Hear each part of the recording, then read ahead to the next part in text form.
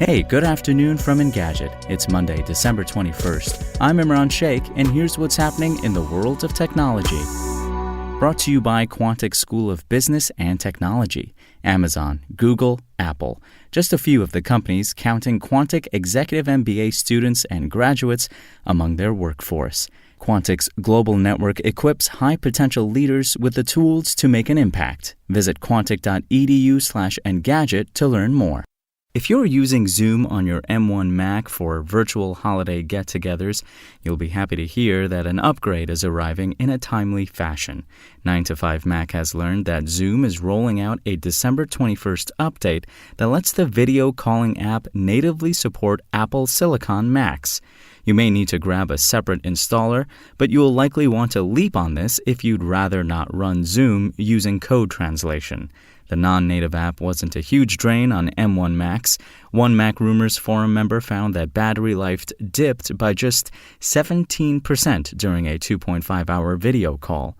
The native code could improve the longevity further, though, and might boost overall performance if you're running Zoom alongside other apps. The update will also improve nonverbal feedback, allow you to send text messages on mobile with a Zoom Phone Pro license, and help you add cloud contacts. It's safe to say M1 support will be the most noticeable upgrade if you've been using one of Apple's newest computers to stay in touch during the pandemic.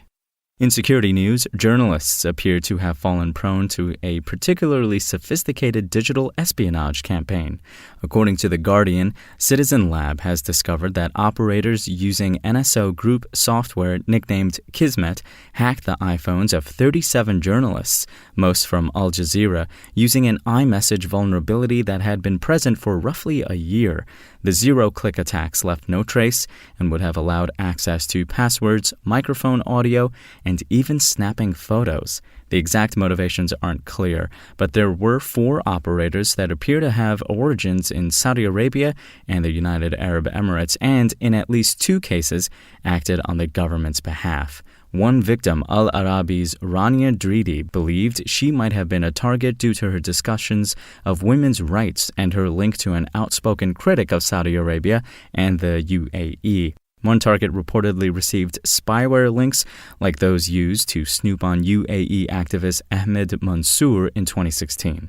The exploit doesn't appear to work in iOS 14. The NSO Group said it wasn't familiar with Citizen Lab's claims and maintained that it doesn't have access to target data. It said that it investigates any instance where there's credible evidence of misuse by customers and that the software is only meant for pursuing criminals. Apple said it couldn't independently verify Citizen Lab's work, but said the attack was highly targeted and that it always urged people to install the latest version of iOS. So long as the findings hold, they suggest that some countries are still abusing NSO Group tools to spy on critics and dissidents.